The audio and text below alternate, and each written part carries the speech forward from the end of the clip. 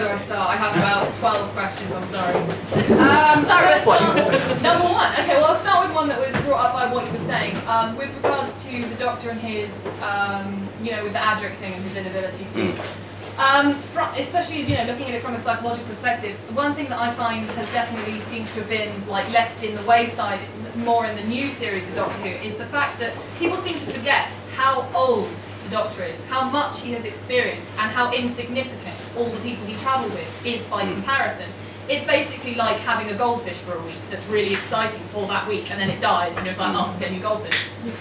So, in terms of not mourning Adric, I seem to think that that's something that should be more prominent in the show, and it seems like to me that the new writers seem to be forgetting this. Like with the relationships that he potentially has with, like with Rose and with River, is that he is 1,200 years old, potentially older. He can't remember how old he is. He's been to the beginning and to the end of the universe. He's got the ability to see through time, and he's psychic. So to him, humans are actually less evolved, and they're like children. So I think, from my perspective, having a relationship with someone like that would be impossible because, if you piss him off, he's not going to make you sleep on the sofa for the night. He could drop you into the heart of a star. So, I don't know, I was just wondering if anyone had, I personally don't think the Doctor would be capable of having a long-term relationship with anyone who wasn't either another Time Lord or Lady, or potentially the only other person who fits the criteria is Jack, because he's also lived a very long time, died lots, seen time from the beginning to the end. I watched that. So I don't know, I was wondering if anyone else had perspectives like that, that the Doctor isn't actually capable of having a functional relationship with humans. I think that that captures a very important part of what the Doctor is and what he isn't, because in a sense it's true that he is this kind of superhero, or that's probably the wrong word, but he's kind of a demigod or whatever. He's been everywhere, seen everything, but actually this is, I suppose the perspective that I'm taking is that it is a human show, and it is really about the difficulties that humans have with relationships. And it's, probably you could, what you've just said, you probably could have been saying about a real person that you know. Yeah, probably, but not quite, the beginning to the beginning of the end. No, that's or true. Drop you in the heart of a star. That's true. Exactly. But even if those things aren't literally true, it's quite possible to be made to feel like that by somebody that you care about a lot, isn't it? If they don't, for example, reciprocate, because people that you're in love with do seem incredibly powerful. It does feel as if they sort of hold you in the palm of their hand, and if they drop you, you feel like you've been dropped literally from the universe. There's a wonderful line actually, which I didn't put on the slide, but the Doctor says to Rose in the first season of the new series, and I think this is why he latches onto her. He says, "We're both falling through time. I feel that we're falling through time together." And I think one of the things that's interesting is, and the psychological register that interests me captures it in this way, is that there is a fear of always being dropped. And I think the Doctor has a fear of being dropped. And I think that the companions who are around him have the fear of being dropped. And I think it's important to watch stories about men who can't have a proper relationship. Because I spent, for example, most of my 20s and 30s being told by women that I knew that indeed men couldn't have proper relationships. Eventually they do get around to it. And I suppose one of the things that Doctor Who is a bit about is that that's why I think, and I've just been advised that the scene at the beach splits the fans. But one of the things that I think is very powerful about the idea that Rose comes to choose the Doctor who hasn't been to the beginning and the end of the universe, who comes to choose the Doctor who's going to die, who's going to age at the same speed as her, who's a normal human being, and that actually it's the normal human being part of the Doctor that's lovable and that can love. And I think that that's what he's in pursuit of, just as the companions are in pursuit of. And I think us watching that happen is an important, and it's a word that's not very fashionable in kind of academic studies, but part of the important moral lesson of Doctor Who, which is it tells stories about learning to love when love is very, very difficult. And he's a brilliant example, as you've said, of somebody who finds it difficult to love because of all of the kind of, well, advantages slash massive disadvantages that he's got. Being immortal, knowing everything, thinking you know everything. they don't work in a relationship, do they? That's true. So I think they are stories about learning to love, and they're also stories about learning to say goodbye. And I think he's always learning. I think what's interesting about the new series is that there is a conception that the Doctor is damaged. I think it's very, very clear that he's damaged, but he's also able to use the damaged part of him to help other relationships happen. I love the episode where he, for example, heals the non-start relationship between Craig and Sophie in what's the episode? It's not Closing Time, but the one where the New Lodger. Yeah, the New Lodger. So the Doctor ends up living with this couple who are absolutely madly in love with each other, absolutely madly in love with each other, and everything that he knows about relationships going wrong, about saying goodbye, about screwing it up, he uses that in a bungling, hopeless way to bring them two together. So I think that in a sense he's a bit like, he's a bit like a kind of therapist who himself needs therapy, and I think that he's got some of those qualities. Yeah. Hi, yeah.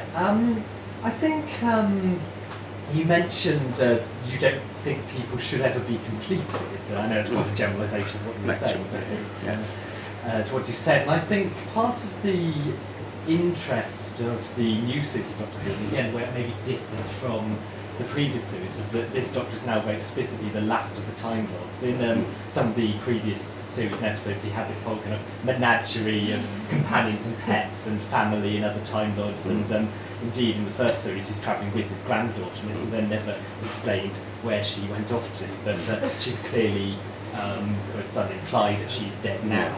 And in this new series, I think Russell T Davies, when he wrote the kind of comeback episodes, he made it very clear that he was the last of the Time Lords. The Time Lords all died. It's never explained how, except that the Doctor's clearly haunted by this. So it's kind of the ambiguity of that. It's perfectly incomplete. And if it had all been explained, if there'd been a first episode that showed all his friends and family being killed, it probably wouldn't have the same power as us constantly asking that. And this should probably lead to a question, shouldn't it? But also I think the fact that the Doctor has clearly had a family and lost them, and there's that wonderful moment of about 30 seconds, I think it's in The Doctor's Daughter, where, again, in a bizarre, messed up birth, he has a daughter who is cloned from, I think, a bit of skin from his hand, and he won't accept her and literally kind of strides off and ignores her, and Donna chases after him and says, well, why can't she travel with us? It'd be great for you to have a daughter. And David Tennant, his wonderful kind of Hamlet-esque acting for about 30 seconds, says, Donna, I've been a father before. I lost all that a long time ago. And this extraordinary kind of Shakespearean tragedy speech about his dead family. Then it's never mentioned again. And again, it's one of these things, if there were a whole episode about explaining where his children went, then it would have much more power. So I just wonder if there's the fact that Doctor Who is in itself incomplete and the ambiguity around it is something the new writers have played on quite a lot. And I think maybe, I don't want to kind of cast myself as a kind of Stephen Moffat apologist, but maybe maybe that's why the new Doctor is more dependent on the humans he travels with, because he's so damaged and he doesn't have the time to go back to. And they're constantly playing with your emotions. You know, they have an episode called The Doctor's Wife, and you think, brilliant, he's going to get a wife. And of course he doesn't. There's an episode called The Doctor's Daughter. He does get a daughter, but not really, she's never appeared again. She's still out there, absolutely. I'm waiting for her to come back. But and also, as you'll know, the actress who plays Doctor's daughter is indeed the Doctor's daughter is Peter Davison's daughter, who in real life goes out with David Tennant. And has had a daughter. I know that it does fit. It does. I mean, I think the major point of the question was about completeness. There wasn't a question. No, I think I have to say it's one of the it's one of the things that one of the things that slightly worries me about. I mean, for example, for one thing is this John Hurt character. What is going to be revealed? Is there a risk of telling too much? Because I think your intuition about one of the things that's compelling is this kind of incompleteness of the narrative and the kind of mystery and so on. I think the guilt and the kind of, the idea that there's some kind of a history of damage in the new Doctor, which makes him a powerfully interesting character, is important. If too much of that is explained away, then I think that might be very, very difficult to recapture. Because in a sense, once you've let the backstory out of the bag, it's very, very difficult. So I'm worried about that, and I don't know the answer about it. But I do think the idea of incompleteness is a really, really important recognition, because in a sense the idea of incompleteness is also a recognition of limit. And what's horrible about heroes in some kinds of narratives and some kinds of stories is that they are omnipotent. And omnipotence has got lots of good things going for it, because it makes you feel you can do anything, and occasionally we get told, oh, you know, you should make sure you feel you can do anything, you can do everything, there are no barriers, there's no boundaries, and there are probably times in your life when you need to be told that, but you mustn't be told that too much, and you mustn't think it and believe that it's true, because actually living a good life depends upon the capacity to properly recognise the limits that are around you. And I think that The Doctor is about stories to do with recognising where his kind of amazing beginning and end of universe sort of personality ends, and where what's good about him, what's really good about him, starts, and that's where he's a human. And so I think it's true that, you know, I loved your line about, you know, Adric could be a goldfish, but then it's also wonderful that, you know, little Alfie in closing time means the world to him, and that he sits with this little baby who's the child of those two friends of his, and he cares and looks at him and talks to him as if the whole universe belongs to him, and it's wonderful. So I think that there's a, you know, there's an important kind of tale really in there about recognising incompleteness as a kind of important allegory and an important kind of message about limits. Psychoanalysis and gender politics, I mentioned this to you in the break. The doctors are always male. The assistants, I believe, are nearly always female. I beg your pardon? Yeah, Joanna Lumley was the Doctor once, but it was only in a comedy episode. But the original creator of Doctor Who has stated that he wanted the Doctor to be a woman at some point, just in case. Okay, thanks, but she hasn't yet been. No, I know. Yes. So I could say that somebody who hasn't watched it for years, because I have lots of objections which I won't go to now. But, I'm looking at this family on a Saturday night, sitting watching this. The mum saying, oh, isn't he gorgeous? The boy and girl sitting there. What are they getting from it? Like I said to you in the break, part of it is this kind of unstated sexual tension that's going on, that they're too young to understand. But you've got the role model of the young girl who is saved by the guy. You've got the guy who has got problems. What a shame. This is, you know, what gender roles are these two kids being taught? I find it really disturbing. No, I think it's a good question. It's a very, very difficult question to answer, sort of, you know, in short and in a kind of, you know, informal setting. But I think, in a sense, I think children know a lot about what we as adults call sex, but which is really about kind of relationships and the dynamics of the relationships that have made us and that will make us who we are in the future. And I think what's really good for, you know, even quite young children watching a show like Doctor Who is that those kinds of relationships, those tensions and dramas are played out and are kind of shown in a dynamic, intelligible form, rather than just being not understood. So I think that they're kind of, if you like, baby step articulations of the real drama that, in a sense, we're always preparing for in adolescent and adult life. But aren't you telling the boy, you know, that it's the old tortured man syndrome again? Well, they may. Isn't it time we got past that? It might be. It may well be time for that. Or I personally think there's still some mileage in that narrative, but I also.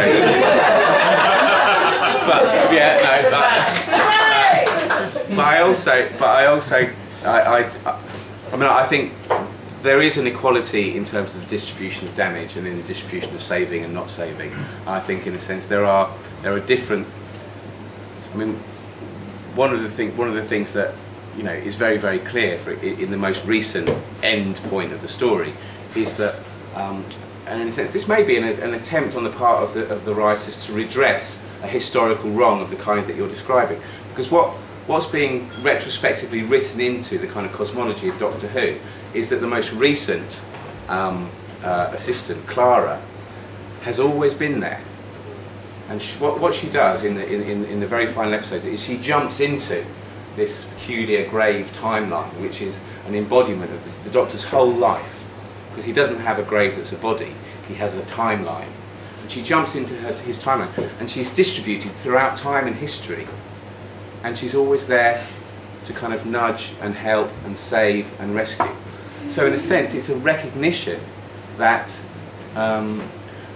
there is always an important debt, and there is always an important kind of acknowledgement of, if you like, a presence. Whether that presence needs to be gendered, whether it needs to be feminine or not, doesn't matter. I mean, I was listening to the radio on the way over here earlier on, and I heard a fantastic line, which is probably sexist, but maybe not. But it's not me saying it, I'm quoting someone else. It was quoted by a woman on the radio talking about a novel she was reading, and it was from Saul Bellow, and he said that women are the tracks that men travel on. Oh my God. Which I can see. Would you rather call them that? Yeah. Which I can see. But I can sense that the gender politics of that aren't. But the recognition of debt, guilt, and gratitude between people, and across the genders or not, is an important part of what is articulated, I think, in the dramas of Doctor Who.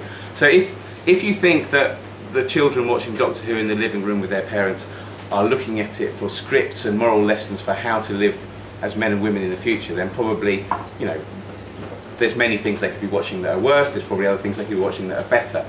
But I think as an articulation of the importance of reciprocity, gratitude, exchange and recognition, Doctor Who has an awful lot to offer, because it's precisely about the instability and the permeability and the exchangeability of gender relationships in contemporary cultures, which is why, in fact, the new Who is much less stable.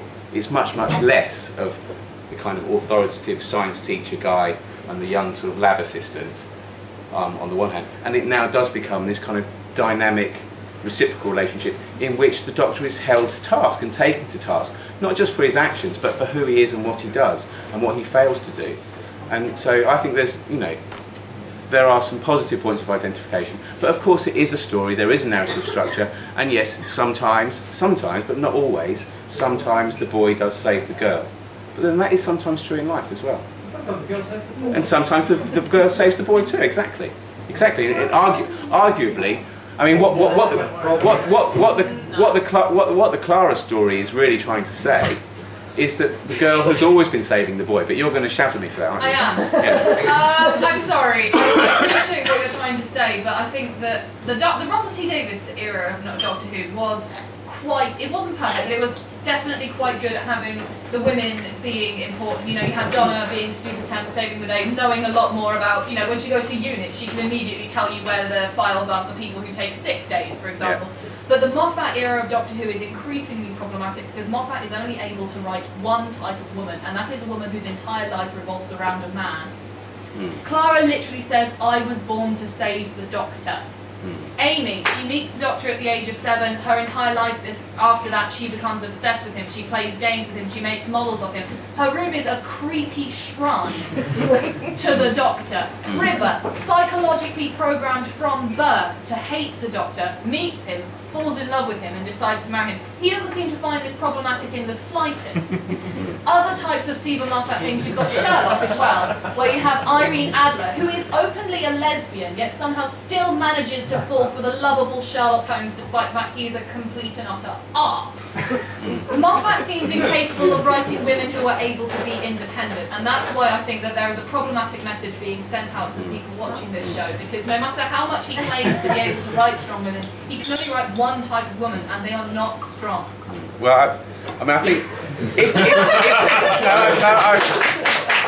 in a way, there's part of me that can't argue with that, but there's part of me that wants to argue with it, and I think it's because, well, probably, yeah. But it's also partly because, if you believe that dramas and the kind of the symbolic performance that is screened on TV speaks to a kind of dynamic inner world which is full of all of those horrible relationships that you've described. See, I think we do grow up with lots of kind of mixed up feelings about who we love and who we hate, discovering that we do indeed hate the people that we love, our parents, for example. All of those stories are there in us, and they're in a sense, they're the material through which we feel.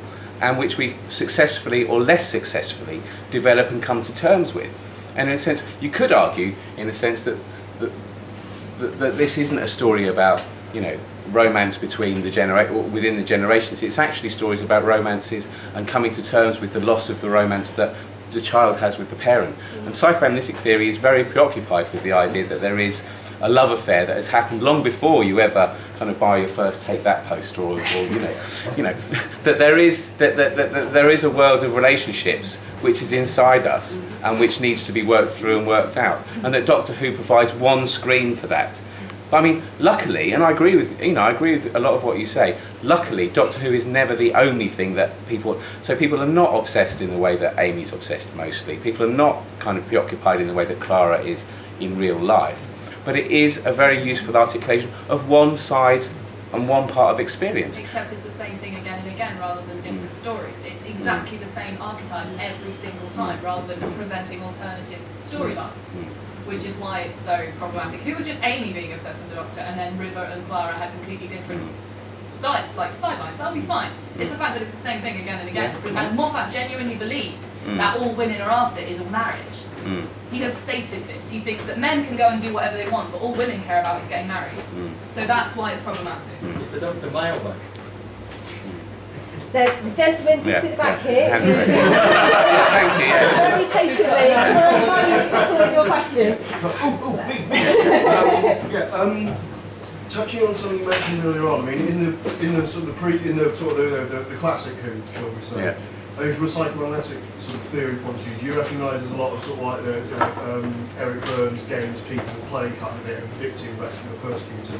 Interestingly, in the new series, and I think something that the female companions have done, particularly in the case of Sarah Jane, is actually hold him to account, and they've broken the game, and they're not playing the game anymore. So when he rocks up after dumping Sarah Jane in Edinburgh or wherever it was, all Aberdeen. years ago, she makes him accountable, and she says, "You left me there."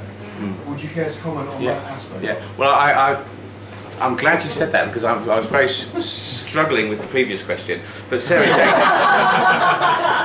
Jane is a really, really good instance of, if you like, not the maturation of Sarah Jane, but the maturation of the kind of companion position, by precisely putting the Doctor in a frame where he can be held to account, and where it matters that he doesn't treat people properly. It matters that he can't say goodbye, and it matters that he needs to learn those lessons. Because there's nothing really constraining him or holding him, especially as he is supposedly the last of the Time Lords. There's no kind of, you don't get a sense that there is a very, very clear sort of superstructure which he might otherwise defer to. Time's not the boss of me. Yeah, exactly. And that lack of a that lack of constraint is extremely dangerous. And it seems to me that what's very important is that in the absence of a kind of external kind of political superstructure which might provide commandments, regulations, directives, or whatever terminology you want to use, to keep him in a sort of position where he doesn't abuse his power. Instead, what he's done is he's returned to the world of reciprocity and human relations, and it's within the space of human relations that he can redevelop a kind of ethical subjectivity, and he can redevelop and do the right thing with reference to people rather than with reference to kind of superhumans and kind of extra humans. So I think that's why Sarah Jane coming back and saying, well, that might have been okay in the 70s, but actually this is what you did. Do you know what it means? I've never done this, I've never done that because of you. And he has to bear that. He has to bear that in mind. And I think it's not a coincidence that happens in the same episode where the fantastic line about the tin dog appears. Because the line about the tin dog, which Mickey, who's a kind of extra companion, picks up on, is that indeed there are people who are treated by the Doctor as things. And the Doctor is always learning and always seeking to demonstrate that he doesn't really see people as things, that they aren't replaceable, that they aren't transitory, that they have lives and that those lives matter. And I think that he will only learn that by being with people. And I think in a sense, that's why the companions also have the virtue of reminding us as an audience that when the Doctor's left on his own, he goes wrong. He goes loopy. He's the madman with a box without a box. That's just the same gender stereotype again, though, women being the rails that men run on. That's exactly the same. Well, it's not in that case, it's not just women, it's his relationships with others around him. But yeah, and relationships, including relationships with the women he travels with. I think it is important also, the way that I've presented it implies that it's always a dyad. And I think maybe that's why I think, yeah, in a sense I can see now that it might provoke those ideas. Of course, what he really travels in typically is a love triangle. So the other thing that he's always doing is he's travelling with the Doctor and Rory and Amy, or he's travelling with Rose and Mickey and the Doctor. So there's always, as it were, somebody else who's important and somebody else who's involved in the network of relationships. So he doesn't, you know.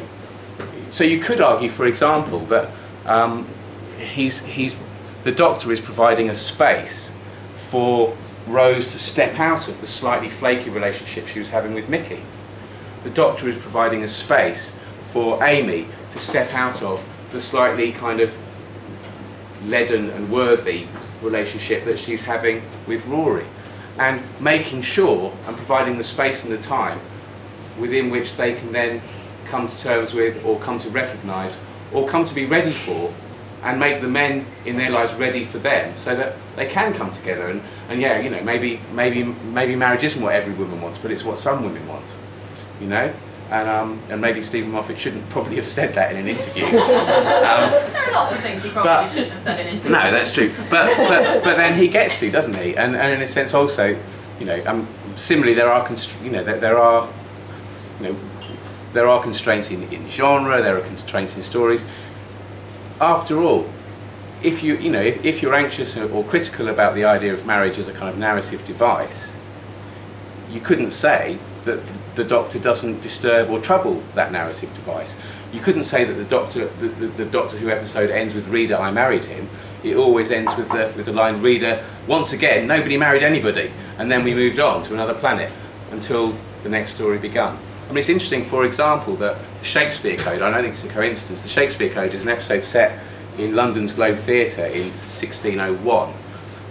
But isn't it fascinating that the play that Shakespeare is forced to write by these kind of invading witches is Love's Labour's Won? Because Love's Labour's Lost is precisely a play, the only Shakespearean comedy which fails to end with a marriage.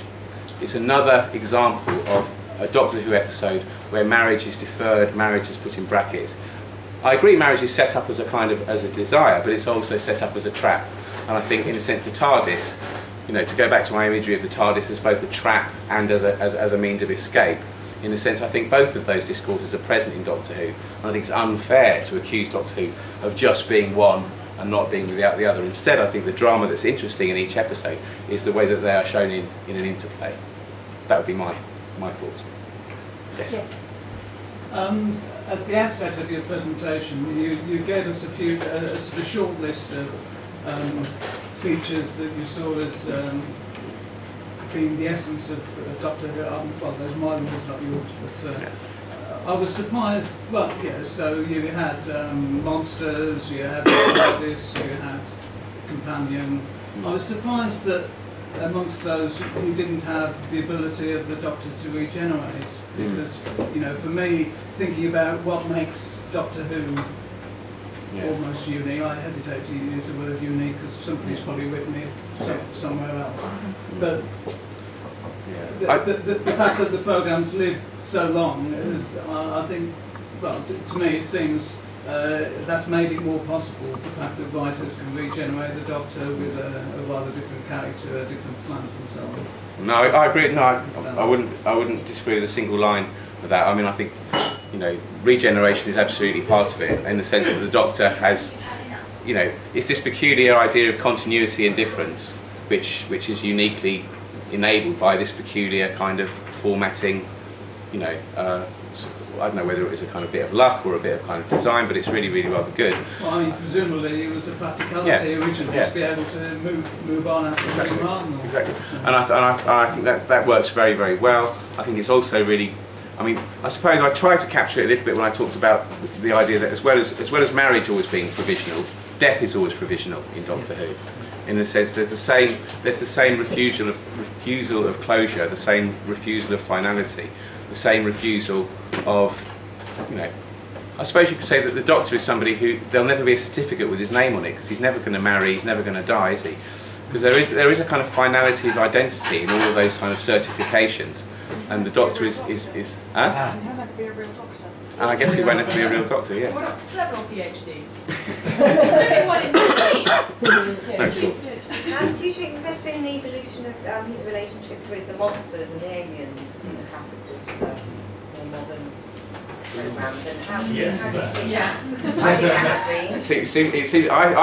I agree with people who you know who are sort of nodding vigorously about that.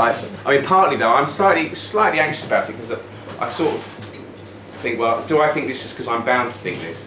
But I think what's happened with the monsters is that they've become more psychological and they've become more interiorised. Sophisticated. Yeah, I think that you know, there's not many green slimy things anymore. I mean, if you think, for example, about what the weeping angels do, they don't kill you. What they do is they look at you and they send you back into history. And I think that's a really interesting version of death, because it's exactly a kind of an attack on the kind of vitality and openness of the sense of time captured in the concept of the moratorium. If you say that the good way of living is to include in your life some kind of openness, some kind of moratorium, some kind of experimentation, some kind of freedom which is connected to kind of never finally bowing to history, then the weeping angels are the exact antithesis of this, because they cast you into history. So they're the very opposite of the Doctor's life. I think similarly the silence is a brilliant instance of, you know, how do you figuratively render the unconscious and the idea of the unconscious and the unthinkable. What happens with the silence is that they stop you remembering things. They capture something of you and they make things unthinkable. So Amy at one point entirely forgets Rory. She forgets for most of a whole series that she's married. And then of course there's some, I think, psychological truth in those things. People do sometimes forget huge important parts of their experience. And I don't necessarily mean they can't recall the facts about them, but they forget that that part of life is there. They forget that part of their kind of world is alive and present to them. Another brilliant example of a kind of interiorization of monsters is the episode with Vincent van Gogh, where somebody who is known kind of historically as the kind of classic archetype of the creative but agonised artist suffering with mental health problems, his depression is objectified in the form of a monster that can only be seen in a mirror. And I think there was some debate in the production stage about whether or not to make it a visible monster or an invisible monster. And what's beautiful about that is when the Doctor confronts this monster, which you can't see directly, he tries to talk to the monster. And there's the idea that there is a kind of talking cure in relation to a lot of these monstrosities. And that actually the way to manage monsters, to use a kind of important phrase, managing monsters is not about cutting them off, is not about killing them. It's about recognising that we have, as part of all of us, a degree of monstrosity, and that it's the containment and development and coming to terms with the monstrosity that we all have as part of our kind of development that we need to, that's part of being human. And I think the new Doctor Who is much, much more psychologically alert, precisely because of the interiorisation and emotionalisation of the monsters, rather than making them kind of objective and scary, which isn't to say that the objective and scary ones aren't also monstrous. For example, Daleks and Cybermen have come back in Doctor Who as psychological kind of objects. The Cyberman is quite clearly a kind of objectification and essay on the kind of encroachments of a kind of highly mechanical, technological, some people might say kind of neoliberal formation, i.e. the idea that somebody who's like a Cyberman becomes too machine-like. It's a very old trope, but it's beautifully done in Doctor Who. And the kind of the background scripting of Cybermen episodes tends to incorporate within it critiques of kind of contemporary consumerism.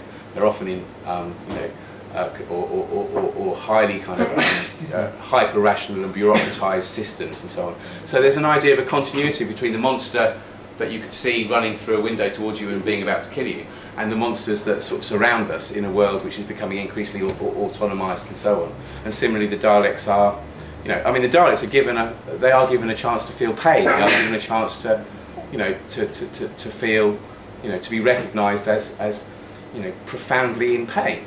I mean, it's a wonderful example of, you know, somebody suffering. You know, the idea of suffering underneath a kind of horrible thick case of armour, and nothing but a kind of screaming, desperate voice can come out.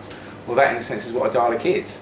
And a Dalek becomes that in a system which is kind of, you know, quasi-fascist or whatever, but it's also a kind of a part of everyday experience. And I think it's Rose actually in the first series of the New who tries to teach the Doctor that the Daleks have something recoverable and good about them, because the Doctor's unable to see or think that. Are there any other questions? Yeah, I know. we do need to call us at some point tonight. Perhaps that's something when we're packing up. There's some at the back actually. So yeah. Do you think that you were talking earlier on about the kind of the forces and sort of monsters of consumerism and that sort of thing? Yeah. And looking at the sort of pace of change that we've got in society through technology and virtual reality and all those sorts of things, do you think that the audiences who kind of really appreciate Doctor Who are identifying with that kind of loss of the sense of self and our inability to maintain those relationships that we're now being taught in Doctor Who how to do through the writers sort of almost kind of correcting Doctor Who's behaviour?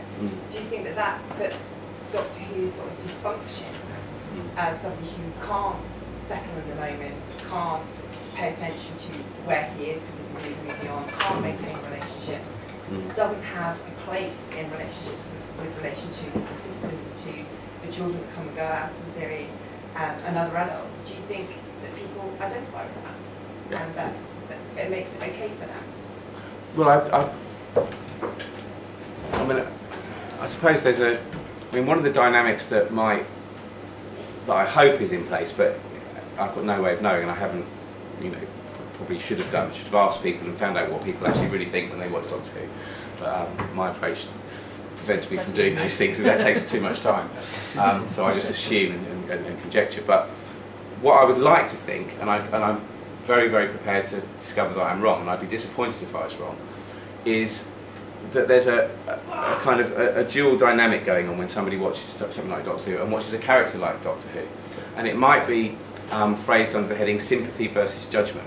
So what you would say is that what Doctor Who does is he enables you to feel what it's like to feel those difficult feelings and be that person who, I thought the way you described his dysfunction was really, really, really spot on. It was really, he can't be anywhere, can he? He's just, you know, he's mercurial. He's moving too fast.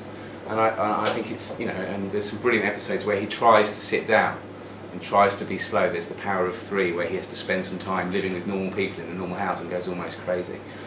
But that idea of not being able to be with people and not being able to be in the constraints of stability, good or bad, is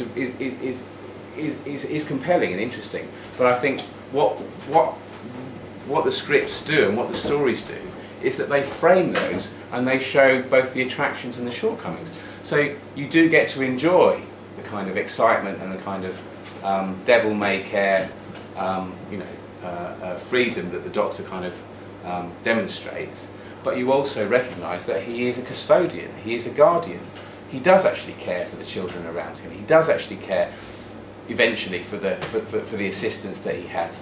And even if he doesn't always make their lives better, he does feel sort of guilty about it, and he develops and tries to develop capacities and spaces to reflect on those things. I mean, one really brilliant research project to do, to think about how to explore that, will be to look at what people write about in the fan fiction, because I think what they do in those stories is to go off and see how they fill in the gaps. I have to say, from and it is genuinely limited, my very limited reading of the fan fiction tends to throw up the idea that all of the things that I've said are implied in terms of the kind of romance and kind of flirtations and the kind of all of dramatically. I think some. I know. I mean, I talked about prohibitions, and I think one of the things that makes Doctor Who TV stories really good is the dramatic management of prohibitions. But actually, what happens in the fan fiction is what you'd expect, which is the prohibitions are thrown out the door, and it is, you know, it's fantasy rather than imagination, I suppose, to use an old classic kind of distinction, to say that all of the kind of... Or it's filling in the gaps. Yeah, or filling in the gaps, exactly. It's, you know, and spelling out, you know, it's a kind of not in front of the children space, isn't it? No, really? It's just weird shit. Oh yeah. Fair enough. But I think that. But Finch Archive is basically professional fan fiction, and they're all included in the Doctor Who canon. So those are filling in the gaps. Those are like putting in the 8th Doctor adventures and stuff that the 11th Doctor did in those 200 years when he wasn't really doing anything with Amy and Rory. Yeah. They are filling in the gaps in some extent. Yeah, and some of it, as I understand, is really, really good. But I think, in terms of the question that's asked, do we know if people are identifying with it, and are they? Really are. Yeah. It's a shame. Yeah, exactly. Yeah. But it would be nice to think that the ones who don't write it down are actually watching it and becoming wiser. And I suggest that this is a very good place for us to round up. And perhaps somewhere else, because I think the poor guys here do need to close up. They've had a hell of a long day. But can I please ask you to thank Iain for giving us such a thought-provoking and discussion